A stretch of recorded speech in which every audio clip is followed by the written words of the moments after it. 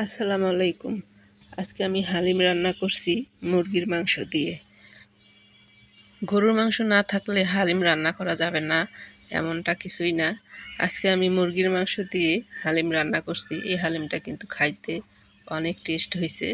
গরুর মাংস দিয়ে রান্না করলে যেরকমই টেস্ট হয় সেরকমই টেস্ট হয়েছে।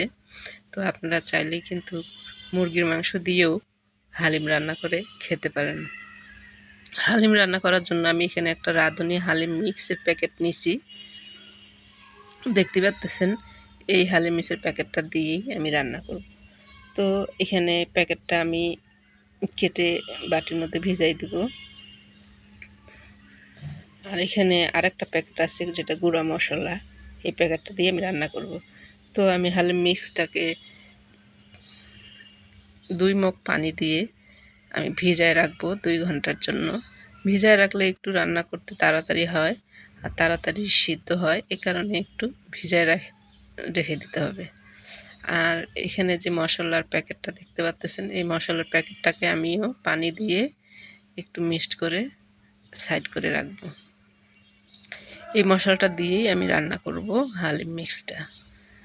তো এটা সাইড করে রেখে দিয়ে আমি একটু মুরগির মাংস নিয়ে নিলাম। মুরগির মাংসটার মধ্যে আমি পেঁয়াজ কেটে দিছি, রসুন গোটা গোটা দিছি, আর এখানে হলুদের গুঁড়া, মরিচের গুঁড়া, জিরার গুঁড়া, ধনিয়ার গুঁড়া আর গরম মশলার গুঁড়া দিছি। আর আমি একটু আদা বাটা দিয়ে দিলাম, পরিমাণ মতো লবণ দিয়ে দিছি, পরিমাণ মতো তেল দিয়ে দিছি, দিয়ে একটু নাড়াচাড়া করে আমি এখন চুলার উপরে বসাই দিব। মাংসটা যখন খুব সুন্দর করে রান্না হয়ে যাবে তখন আমি মাংসটাকে নামাই ফেলবো। মাংসটা দেখতে পাচ্ছেন একটু সুন্দর করে কষানো হচ্ছে।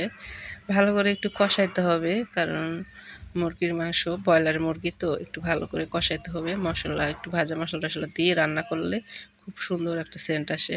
আমি একটু ভাজা মশলা দিয়ে দিছি, কিন্তু ভিডিওটা নেওয়া হয়নি। দেখতে পাচ্ছেন একদম খুব সুন্দর করে কষায়ে আমি মাংসটাকে রান্না করে এটাকে আমি সাইড করে রাখবো। এখন সাইড করে রেখে আমি যে হালিম মিক্সটাকে ভিজায় রাখছিলাম, এটা একটা প্রেশার কুকারের মধ্যে ঢেলে নিছি। প্রেশার কুকার আমি চুলার মধ্যে বসাই দিছি, দিয়ে আমি অনবর নেড়ে যাব।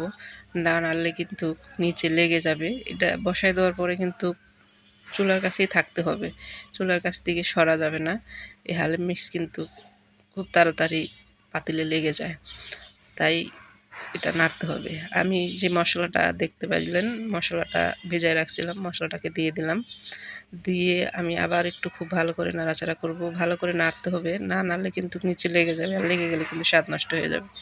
তো খুব সুন্দর করে যখন এটা বলক উঠবে, হয়ে আসছে, তখন আমি মুরগির মাংসটাকে সাথে দিয়ে দিলাম। দিয়ে একটু নাড়াচাড়া করে আপনারা এটা যতটুকু ঘন খাবেন অতটুকুই আপনারা এটা ঘন রাখবেন। তো হালিম আমি বেশি একটা কিন্তু পাতলা রাখবো না, একটু ঘন করে রাখবো। তো এইভাবেই কিন্তু মুরগির মাংস দিয়ে খুব সুন্দরভাবে হালিম রান্না করা যায়। গরুর মাংস না থাকলে হালিম খাওয়া যাবে না, এমনটা কিছুই না। আমি কিন্তু একটু লবণ কম হয়েছিল, তাই একটু লবণ দিয়ে দিলাম। দিয়ে আমি এখন এটা নামে ফেলবো। তো এভাবে চাইলেই আপনারা রান্না করে খেতে পারেন। ভালো লাগলে লাইক কমেন্ট শেয়ার অবশ্যই করিয়েন আমার ভিডিওটা, আমার চ্যানেলটাকে সাবস্ক্রাইব করিয়েন, কমেন্ট করিয়েন। আর ভালো লাগলে আমার মতো এইভাবে মুরগির মাংস দিয়ে হালিম রান্না করে খেতে পারেন। ভালো থাকবেন সবাই। আবার কোনো নতুন রেসিপি নিয়ে আপনাদের মাঝে আসবো। এই পর্যন্ত এই ভিডিও থাকলো।